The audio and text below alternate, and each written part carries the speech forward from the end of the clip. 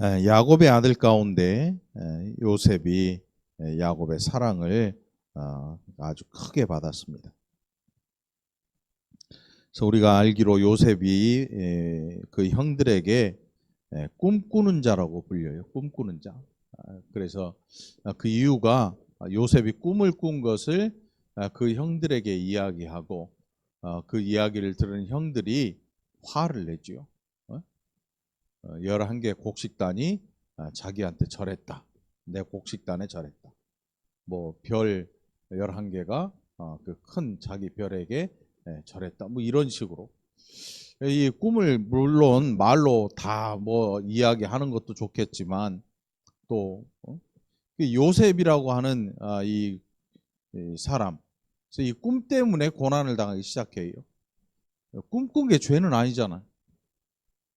어젯밤에 꿈을 혹시 꾸셨나요? 꿈 돼지 혹시 나온 거 없었어요? 돼지 나온 거. 그러면 삼겹살을 먹어요. 삼겹살.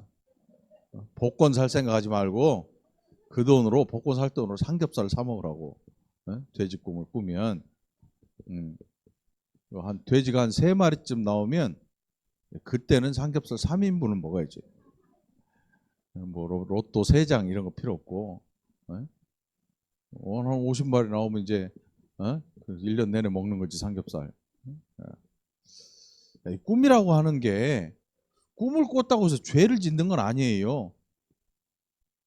근데 꿈 이야기를 들은 그 형들이 그 꿈 이야기를 듣고 죄를 져요. 꿈 이야기를 듣고 죄를 져요. 그러니까 꿈꾼 사람은 정작 무슨 억한 심정이 있거나 그가 뭘 평소에 뭘 구했다거나 뭐 그런 게 아니거든요. 그러니까 결국 이 고대 이 창세기에 보면 꿈을 통해서 하나님께서 하나님의 뜻을 말씀하시는 경우들이 있었어요. 우리 때에는 그런 일들이 아직 지극히 드물겠죠. 그러니까 꿈을 통해서 뭘 봤네 어쩌네 하는 분들은 혹시라도 꿈을 꿨으면 혼자 입으로 꽉 다물고 있어야 돼. 우리 시대에는 이미 하나님의 말씀이 우리에게 주어졌기 때문에 뭐 꿈이나 이런 걸로 우리 뭐 하나님께서 개인적으로 나타나셔가지고 너 어디 가서 누구한테 그딴 짓 하지 말라 그래 이렇게 하는 사람들이 있어요. 누가 그러냐면 신천지가 그랬어요 한동안.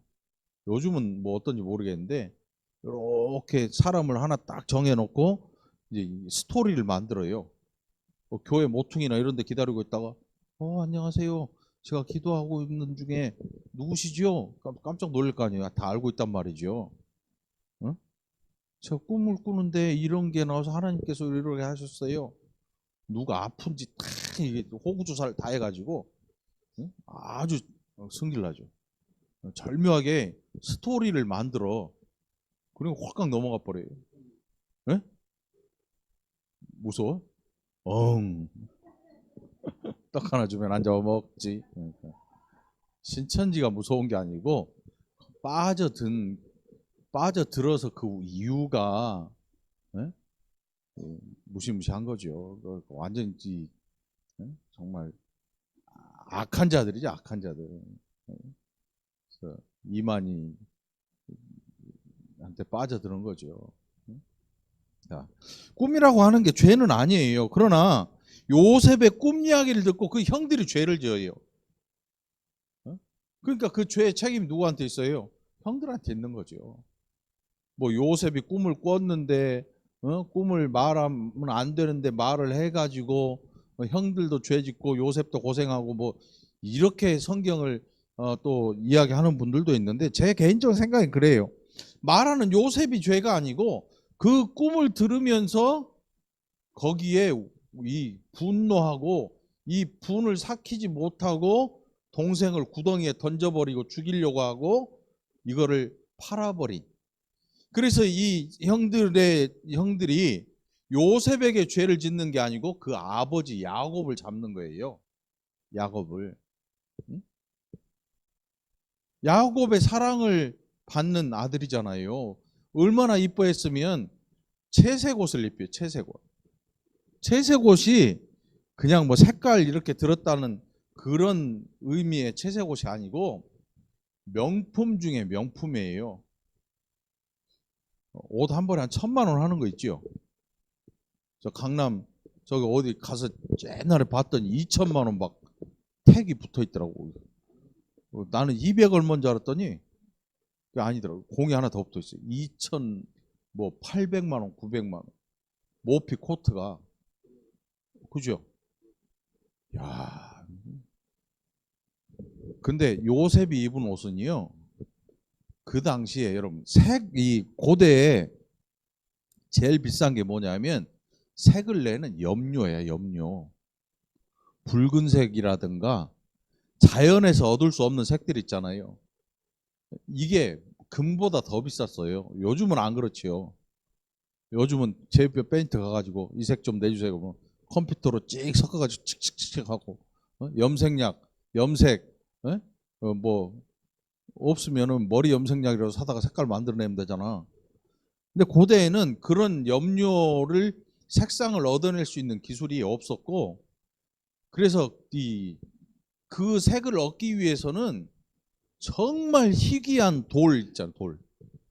파란색 빛이 나는 돌이라든가 아니면 금빛 나는 돌, 뭐 바닷가에서 일일이 다 모래를 뒤져가지고 건져낸 그런 걸로 색깔을 만드는 거예요. 요즘처럼 화공약품 써가지고 만드는 염료가 아니기 때문에 이 당시에 요셉이 입었다고 하는 채색 옷은 명품 중에 명품인 거예요, 여러분.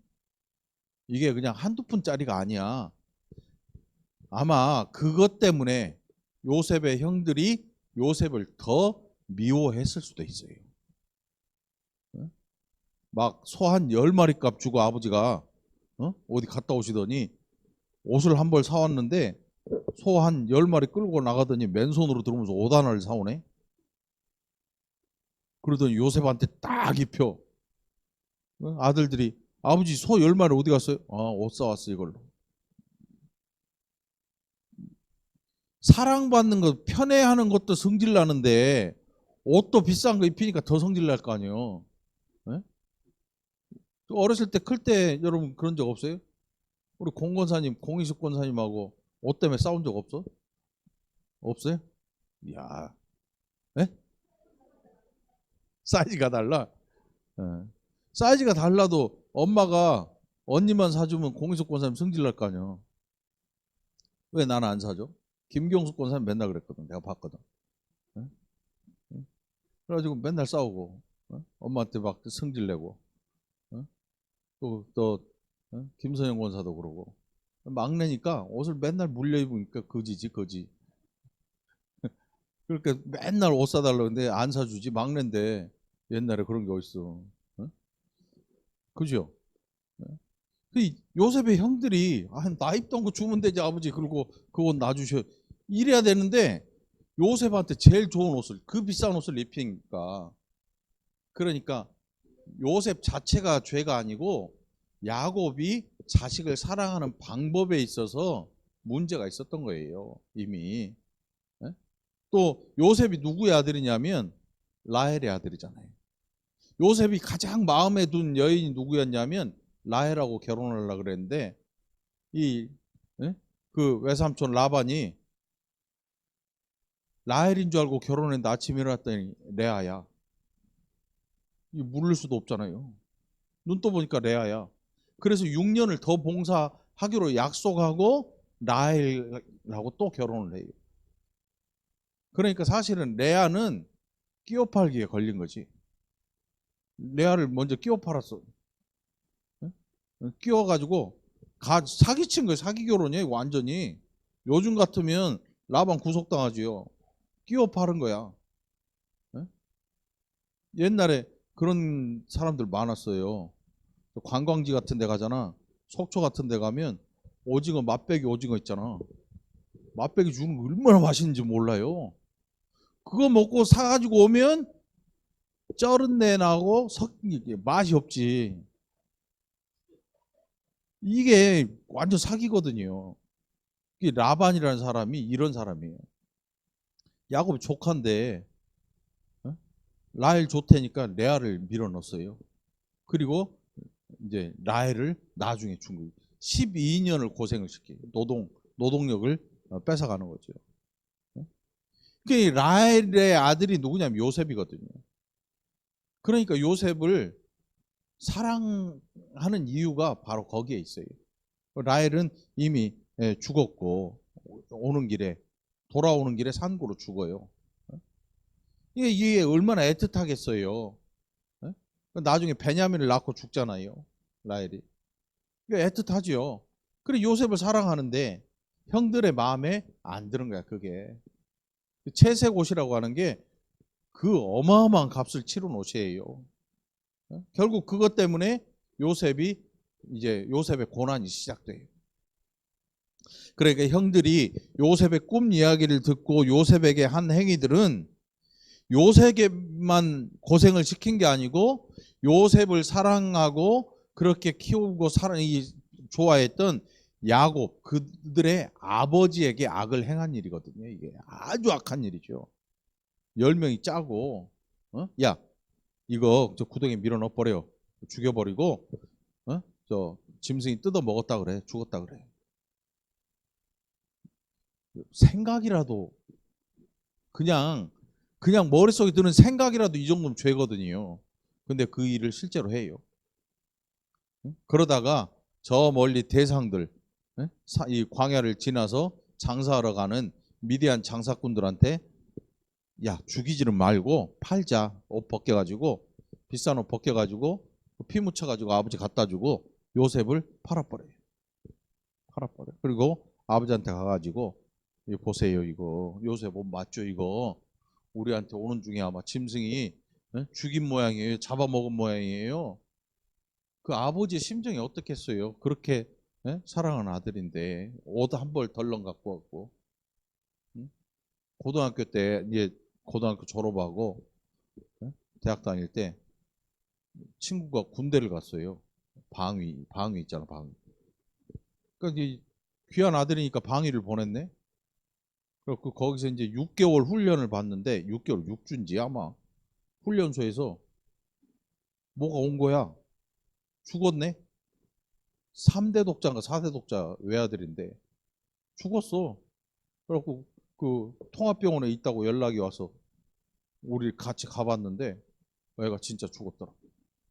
나중에 화장하고. 근데 소식이 오는데 뭐 나중에 보니까 뭐 아무것도 없어. 옷 한 벌 그 입던 거 보내주고 나중에 그것도 다 소각시키고. 근데 그 부모님이 거의 반 그 미친 것 같아. 제가 그때 어렸으니까 뭐 20살 때 뭐 이때니까 그 다음부터 그 친구 집에 못 가겠더라고. 어떻게 부모님 얼굴을 봐? 그러니까 뭐 요셉이라고 하는 이 요셉을 그렇게 사랑했던 야곱의 마음을 한번 생각해 봐요. 이게 그냥 짐승한테 물려 뜯겨서 죽었어도 시신이라도 있어야 되는데 이 아들들이 옷만 덜렁 들고 와요. 피 묻힌 옷을. 피 묻힌 옷만 덜렁 들고 오는데 어떨 것 같아요? 차라리 시신이 있으면 장사하고 그 슬픔을 감수하는데 이 아이를 잃어버린 부모님들 있잖아요. 잠을 못 잔대잖아. 죽었으면 장례식을 통해서 마음의 슬픔이 생겨나고 울고 하면서 그것을 인정하게 되는데 이 잃어버렸으면 시신을 확인할 수 없는 그 상태에서는요. 이 죽었는지 살았는지 알 길도 없고 죽었다 그래도 믿을 수가 없는 거야. 그 요셉의 고통이 얼마나 심했겠어요. 이 야곱의 고통이 얼마나 심했겠어요. 그러던 중에 요셉이 오늘 이 본문에 나오는 미디안 장사꾼들의 손에서 애굽왕 바로의 이 호위대장 보디발의 집으로 팔려가게 돼요. 그게 오늘 39장의 내용이 시작되죠. 친위대장 애굽 사람 보디발이 그를 그리로 데려간 이스마엘 사람의 손에서 요셉 샀어요. 그리고 이제 거기에서부터 요셉의 어려움이 시작돼요. 어떤 사람은 요셉이 보디발의 집에 가서 형통한 자가 돼가지고 이게 잘 사는 사람이다. 여러분 아버지 집이 나아요? 종으로 팔려간 집이 나아요? 아무리 잘 먹고 잘 살아도 밥을 굶어도 아버지 집이 낫지. 종으로 팔려가서 거기서 종 중에 우두머리, 종 중에 우두머리를 뭐라 그래요?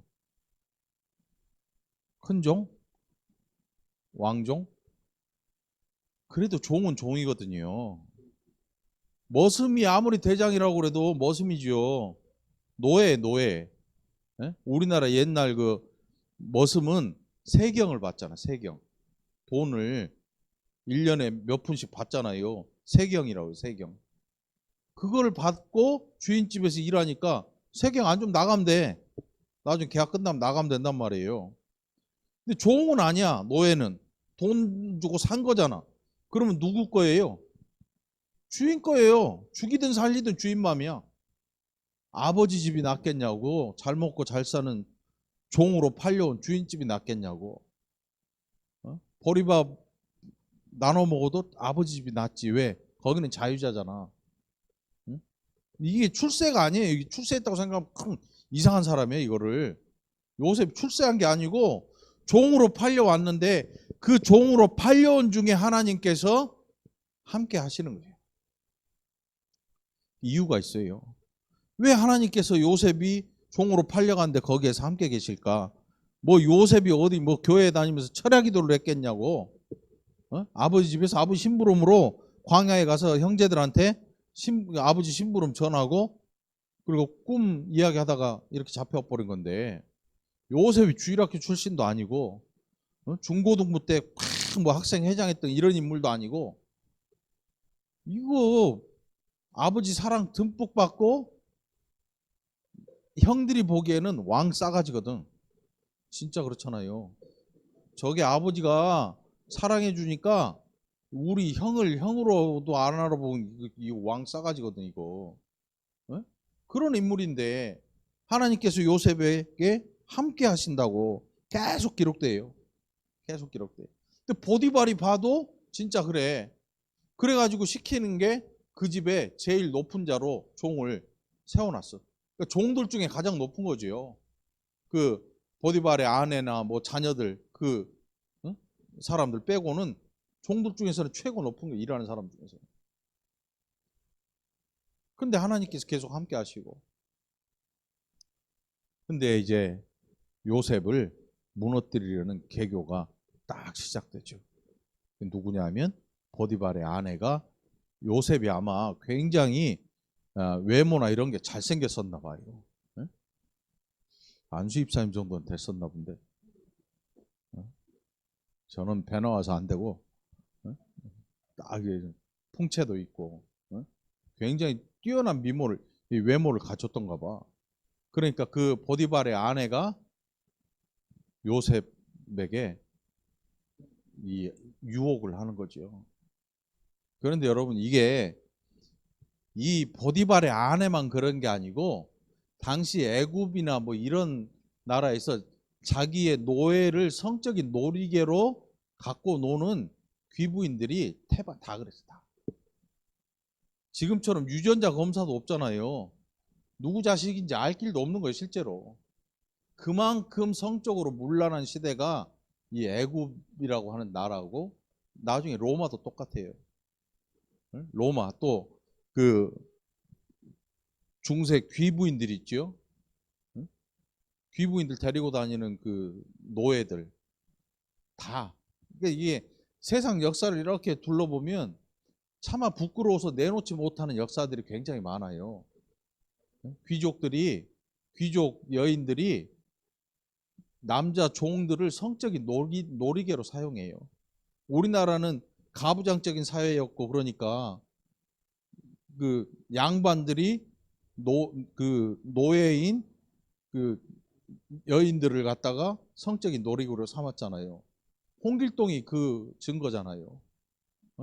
홍길동이 아버지가 노예한테서 난 자식이잖아요. 그러니까 아버지를 못 부르고 어머 뭐라 그래요? 네. 그리고 아버지가 그러면 호부 호영을 허락하노라 그랬더니 홍길동이 싫어요. 나는 아버지라 부르지 못하고 어머니 형을 형이라 부르지 못하고 아니 호부 호영 하려니까 그러니까 홍길동이 또 그래. 아버지를 아버지라 못 부르게 하고 형을 형이라 못 부르게 하고 이런 법이 어딨습니까? 나는 집을 떠나겠습니다. 홍길동이 아마 한자를 몰랐던 것 같아. 호부 호형을 허하노라 그러니까 아니 아버지를 아버지라 못 부르는데 형을 형이라 못 부르는데 내가 이 집에 살아서 뭐 하겠습니까? 하고 나가버리잖아요. 그러니까 이게 역사 속에 보면은 정말 부끄러워서 내놓을 수 없는 역사들이요 수두룩하게 많아요. 그러니까 이 보디발의 아내가 지금 대표적으로 기록된 것 뿐이지 이 보디발의 아내만 이런 짓을 한 게 아니라고. 네? 그 당시에 모든 귀부인들이 이런 일을 하고 하고 있었어요. 네?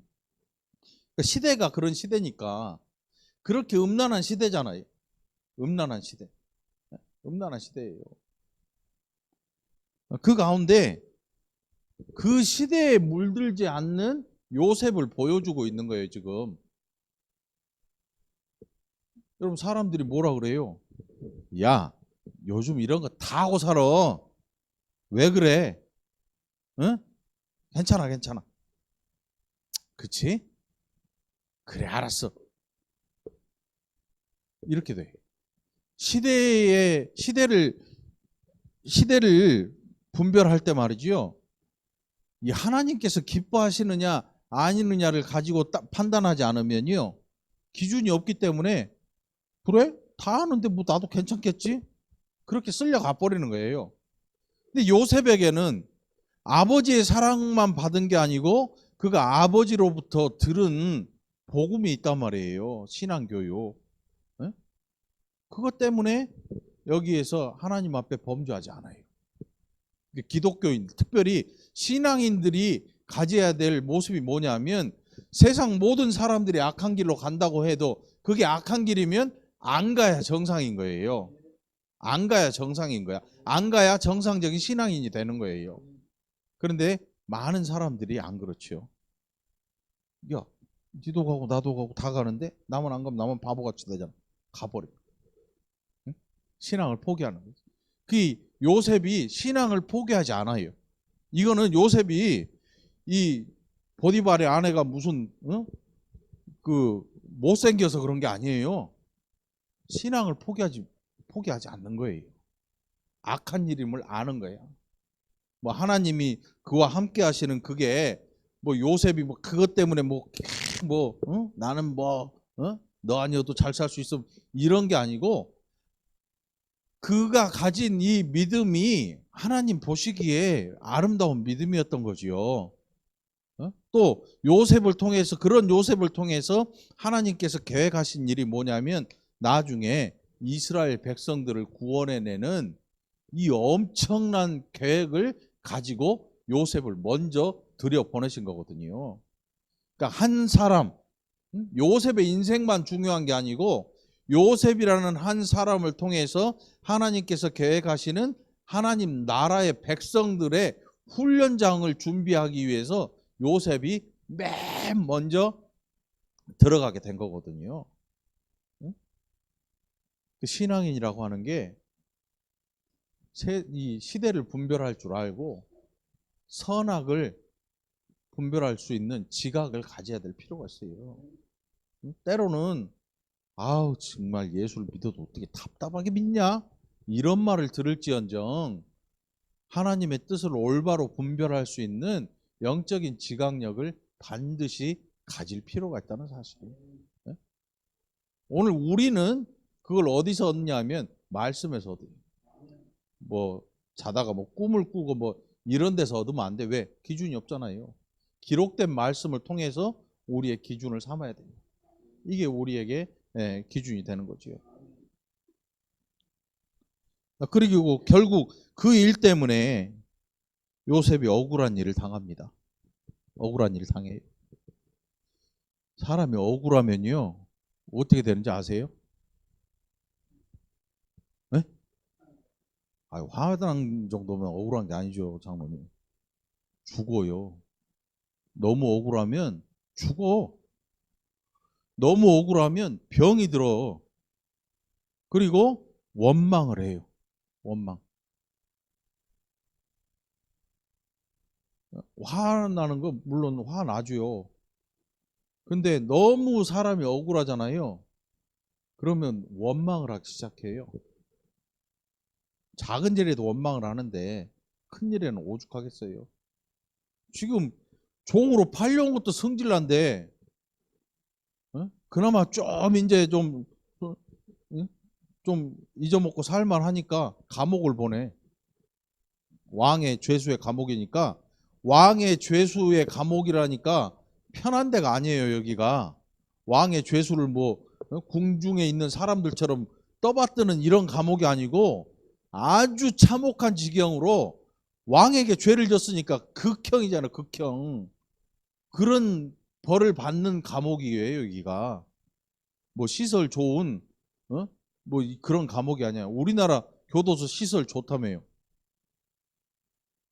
가본 사람이 없지. 어? 시설 좋다며. 면회는 가봐. 아는 사람 있으면. 네, 웬만하면 가지 마요. 그 일단 그 안에 시설이 얼마나 좋은지 담이 높잖아. 못 보게 시설이 좋아서 못 보게 막아놓은 거야. 담 높이 해가지고 밖에서 안으로 못 들어가게 하려고 시설 사용하려고. 아니겠지? 응?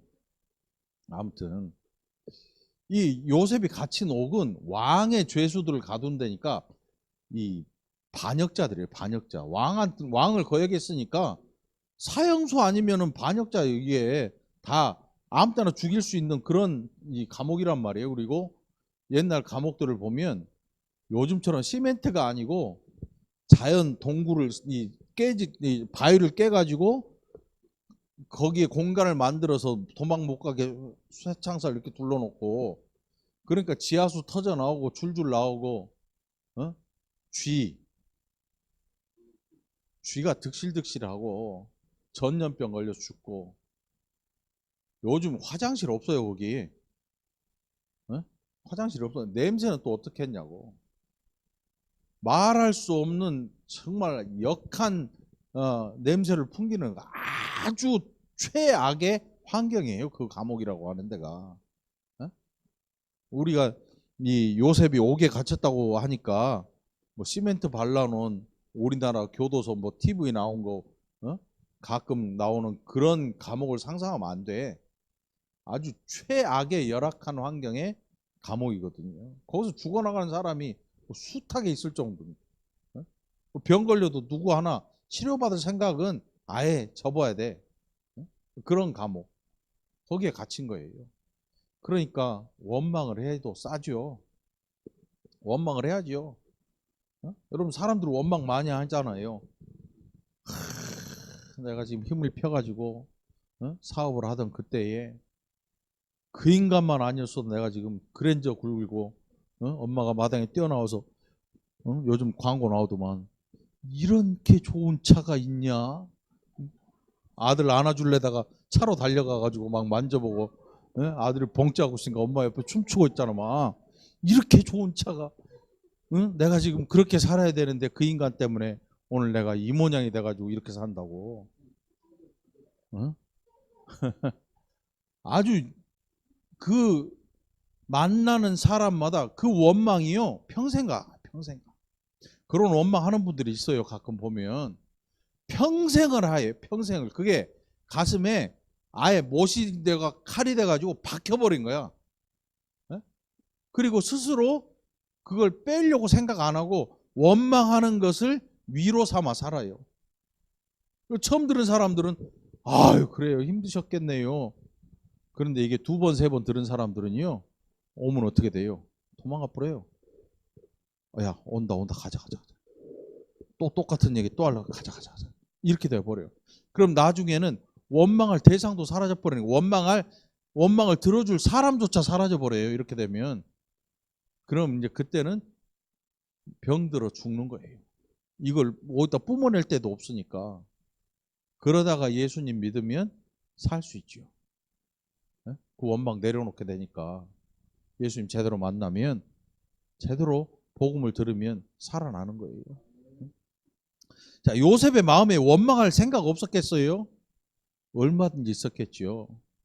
그런데 요셉이 원망하는 사람이 되지 않아요. 뭐 어떤 분들은 마음속에 큰 꿈이 있어서 그랬다 뭐 그러지만 사람이라는 게 약해요. 사람이라는 게 굉장히 약해요. 감정에 조그만 거에도 그냥 확 흔들려 버리고 자기 목숨을 해야 할 정도로 그렇게 변해버리는 게 사람의 감정인데 얼마나 원망스럽겠어요. 아버지 집에서 지금 부잣집 막내 아들로 자라나다가 잡혀온 그 형들을 원망해도 속이 지금 편치 않은데 종으로 팔려왔는데 부인한테 억울한 꼴 당하고 일 열심히 잘하고 있는데 감옥에 또 갇혀버렸네. 미치고 환장할 일이죠 이거. 어? 미칠 거예요. 쓰레기차 피하려고 이렇게 갔는데 뒤에서 똥차가 확 박아버린 거지. 미치는 거지 미치는 거. 이거 어떻게 할 거냐고. 누구를 원망하냐고. 그러니까 요셉이 그럼에도 불구하고 원망하는 사람이 되지 않는 걸 보면 말이에요. 믿음이 있었던 것 같아요. 아버지 집에서 붙들려 오기 전부터 요셉이 가진 믿음이 있었다는 거예요. 그렇지 않았으면 이 보디발의 집에 왔을 때부터 원망하고 죽었을 거예요. 사람이 달라요. 폐인 돼버리잖아요. 사업하다가 누구한테 사기당하고 그러면요. 막 술 들이붓고 나중에 폐인 돼버려요. 스스로 죽어버려요. 견디지 못하고. 근데 요셉 보니까 그런 사람이 아니에요. 믿음이 있었어 원래. 원래 그 아버지의 집에 있을 때부터 믿음이 있었고 그 믿음을 가지고 살았던 것 같아요. 그 믿음은 평소에 있는 거예요. 믿음 생활은 평소에 하는 거예요. 평소에. 그러니까 막 어떤 분들은 내가 뭐 어려움 당하면 열심히 한번 해보고 아니 어려움 당하기 전에 해야죠. 신앙생활은 평소에 하는 거예요. 평소에. 믿음은 평소에 가지고 있어야 되는 거죠. 자, 결국 감옥까지 내려가요.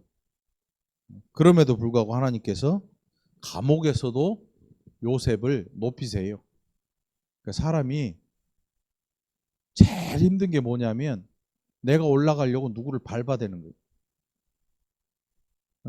내가 살아나려고 누군가를 밟아서 죽이든지 아니면 내가 진급하려고 누군가를 끄잡아 당겨가지고 내 발로 밟고 그 사람을 밟고 올라가는 이게 세상의 이치거든요. 이게 회사들 그 진급할 때 되면 무시무시해요. 진급이나 뭐 군대는 더하죠. 군대도 무시무시해요. 가만히 있는 게 아니고 숱한 그 일들이 벌어져요. 무서워요 아주.